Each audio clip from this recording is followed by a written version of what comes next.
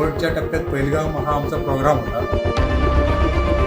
26 जण आम्ही तिथे जायला निघालो. सगळा आमचा ग्रुप चालू लागला.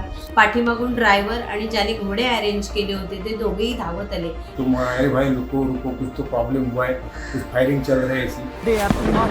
मौत ही कसम गिर गई इनके। मेरे पति को बचा लो। हम बचा दें। थोड़ा बताइए हुआ मार दिया मेरे पति को मार दिया। मेरा पति साइड में था, एक इंसान है उसने उसको गोली मार दी। रत्नागिरी जिल्ह्यातल्या दापोलीतलं एक दाम्पत्य पहलगाम हल्ल्यापासून थोडक्यात बचावलंय. पहलगामच्या घटनास्थळापासून अवघ्या 2 ते 3 किलोमीटर अंतरावर असताना स्थानिकांना तिथल्या हल्ल्याविषयी कळालं आणि त्यांनी लगेच घोडे वळवत प्रवाशांना सुखरूप ठिकाणी नेलं. त्यामुळे रत्नागिरीतल्या या दाम्पत्यासह अनेकांचा जीव वाचलाय. रत्नागिरीत परतलेल्या शिवप्रसाद चौगुले आणि त्यांची पत्नी प्रियंका चौगुले या दाम्पत्याने सांगितलेला सगळा थरार आणि तिथली वस्तुस्थिती समजून घेऊयात. आमचा शेवटचा दिवस होता. त्या दिवशी पहलगामला आम्ही गेलो होतो आणि पहलगामच्या तिथे आमचे प्रोग्राम होता.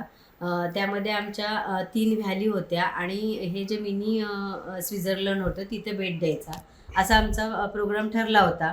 त्या ठिकाणी पोहोचल्यानंतर आमचा 28 जणांचा ग्रुप असल्यामुळे त्यातले किती जण येणार आहे ते ठरवलं गेलं. 26 जण आम्ही तिथे जायला निघालो आणि तिथल्या घोडे ज्यांचे होते त्या घोडे आणण्यासाठी या 26 जणांसाठी खूप वेळ लागला आणि तो वेळ लागल्यामुळे आम्हाला तिथे जाण्यासाठी उशीर झाला. हा एक आमचा फायदा झाला आणि त्याच्यामुळे आम्ही सुदैवाने वाचलो. त्यानंतर सगळ्यांना घोडे मिळाले. घोडे मिळाल्यानंतर जवळजवळ आम्ही ते घोडे 50-60 पावलं चालून गेले असतील. सगळा आमचा ग्रुप चालू लागला आणि त्या दिशेकडे जात असतानाच पाठीमागून ड्रायव्हर आणि ज्याने घोडे अरेंज केले होते ते दोघेही धावत आले आणि त्यांनी सांगितले, अरे जाऊ नका, घोडे वळवा तुम्ही.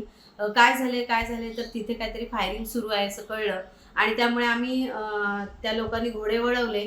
पण तिथे एवढं की काहीतरी घटना घडलेली आहे असं कळल्यानंतर आमचे पुढचे जे पॉईंट्स बघण्यासाठी गाड्या ठरल्या होत्या त्या गाड्याने आम्ही अरू व्हॅली करायला गेलो. अरू व्हॅलीला गेल्यानंतर अरू व्हॅलीच्या तिथं असं वातावरण नव्हतं. तिथे म्हणजे एकंदरीत ह्या सगळ्या घटनेत नंतर सहकार्य सगळ्यांनी प्रशासनाने सगळे सहकार्य चांगलं केलं खूप आणि त्या तिथल्या स्थानिक लोकांनी पण आम्हाला खूप चांगलं सहकार्य केलं. तिथल्या ज्या आमच्याकडे 2 छोटी मुलं होती, आमच्याबरोबर 2 वयस्कर महिला होत्या. मग त्यांना जरा प्रॉब्लेम होता, घाबरल्या होत्या. त्या लोकांनी आम्हाला बोलवलं घरात, आमची व्यवस्था केली.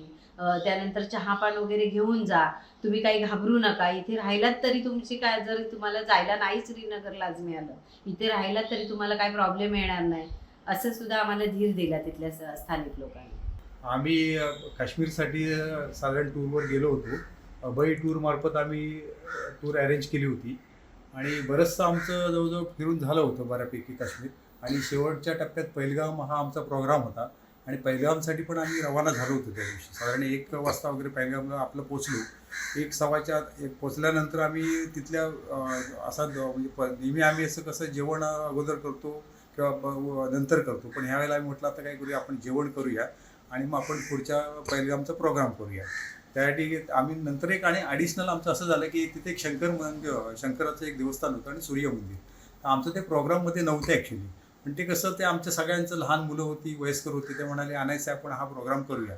त्याच्यामुळं आमचा अर्धा ते पाऊण तास आमचा त्या सूर्यमंदिरसाठी गेला आणि सूर्यमंदिरसाठी अर्धा ते पाऊण तास गेला आणि त्याच्यानंतर आम्ही जनरली तिथं पोचल्यानंतर आमचं ठरलं की बायसन जिथं हा घटना घडली ते साधारण आम्ही घोडेस्वारीपासून तर 2 ते 2.5 किलोमीटरच्या आसपास होतं. तर आम्ही म्हटलं जाऊया तिथे. तर जाण्यासाठी आम्ही घोडे अरेंज केले. साधारण 28 जणांचा ग्रुप होता, त्यातल्या वयस्कर सोडून आम्ही 26 जणांसाठी घोडेसवारी अरेंज केली आणि घोडे चालू असताना जो निम्म्याधिक बसलो होतो आणि त्याच्यामध्ये अर्धा पाऊण तास आमचा गेला होता घोडे अरेंज करता आणि आम्ही हे झाल्यानंतर आम्ही निघाल्यानंतर की असं झालं की थोडंफार आम्ही घोडे चालू केले. 50-1 मीटर गेलो असेल तेवढ्यात आमचे ड्रायव्हर होते इब्राहिम म्हणून, ते पटापट पळत आले. अरे भाई रुको रुको, कुछ तो प्रॉब्लेम हुआ है, कुछ फायरिंग चल रही है ऐसी. तर लगेच त्याला आम्हाला इतकं म्हणजे खरं त्या इब्राहिमचं आम्ही म्हणजे खरं म्हणजे आमचं ते म्हणजे देवासारखं आमचं धावून आला आणि त्याने आम्ही मग ते हे केलं. मग लगेच आम्ही उतरलो आणि मग साधारण तिथला आसपास केलं, मग चौकशी केली तिथे. तिथली लोक म्हणाली की आत्तापर्यंत असं काही कार्यक्रम कधी म्हणजे असं कधी काही झालेलं नाही, फायरिंग झालेलं नाही की काय नाही. इतकं म्हणजे शांत एरिया आहे तिकडचा काश्मीरमधला. त्याच्यामुळे असं काय तुम्ही घाबरू नका, काय नका. लगेच आम्हाला तिथल्या लोकांनी आम्हाला हे केलं. पण आमचं सगळं अवसानच गळून गेलं. 28 जण आम्ही होतो. लगेच आम्ही घाबरलो. आम्ही कसं आपण महाराष्ट्रापासून बऱ्याच किलोमीटरवर आलो होतो. नंतर जाण्याची व्यवस्था कशी गेला, इथनं बाहेर कशी पडू ह्याच्या विवंचनेत होतो. नंतर मग आम्ही लगेच थोडंसं किरकोळ एक ॲरो व्हॅली जवळ होती तिथे, त्याच्या आसपास आम्ही जरा ते सगळं हे होईपर्यंत हे केलं. आणि ॲरो व्हॅली येईपर्यंत सगळं मिलिटरीने सगळं जवळजवळ पॅकअप केलं. नंतर हेलिकॉप्टरनी सर्च चालू होतं वरती सगळं. आर्मी जवळजवळ श्रीनगरला आर्मी हा तिथं जवळपासच असल्यामुळे आर्मी पण लगेच त्यांची सगळी पटापट यायला लागली. हेलिकॉप्टरचं सर्च चालू झालं आणि लगेच आम्हाला मग ते ड्रायव्हर पण म्हणाले, अरे भाई तुम इधर मत रुको, इधर रुकना बराबर नाही, तुम हे करू. ॲक्च्युली आमचं पहिलगावला त्या ठिकाणी लॉजिंग होतं, स्टे होता. पण लगेच आम्ही ते अभय टूरचे मॅनेजरने लगेच फोनवर हे केलं, फोन कॉन्टॅक्ट केला की असा प्रॉब्लेम झाला, काय करूया.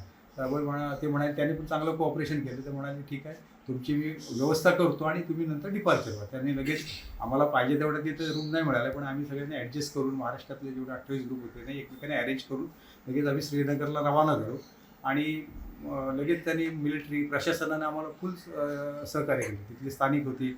नंतर काही प्राथमिक विधीसाठी तिथं सगळं बंद झालं होतं, दुकानं वगैरे. तिथल्या लोकांनी लेडीज वगैरे आल्या. आमच्या महिलांना म्हणाल्या, तुम्ही काय प्रॉब्लेम असेल तर आमच्याकडे या, तुम्ही थोडं फ्रेश व्हा आणि घाबरू नका अजिबात. घाबरण्याचं कारण नाही, इथे काय तसं होत नाही. काय झालं असेल तर अजून काय तोपर्यंत निश्चित काय झालं हे कळलं नव्हतं. मग नंतर एक अर्धा तासानंतर फायरिंग झालं, हे झालं सगळं. नंतर आर्मी गेल्यानंतर हे सगळं कळलं आणि नंतर आम्ही श्रीनगरला रवाना झालो. आणि श्रीनगरवरून सकाळी आमचं फ्लाईट होतं. मग काल आम्ही लगेच श्रीनगर टू चंदीगड आणि चंदीनगर टू पुणे. आज आम्ही आपलं दापोलीला आमच्या मूळ गावी सुखरूप पोहोचलो. तेव्हा लगेच नामस्मरण केलं. मग आमचं महाराष्ट्र कुलदैवत, आमची ग्रामदेवता, आमची गावची सगळी नवरारी याचं स्मरण केलं. त्या सगळ्यांच्या कृपेने, आपल्या दापोलीकरांच्या सगळ्यांच्या आशीर्वादाने, महाराष्ट्राच्या सगळ्या आशीर्वादाने आम्ही वाचलो. हे आमचं सगळ्यांचं दैव बघितलं.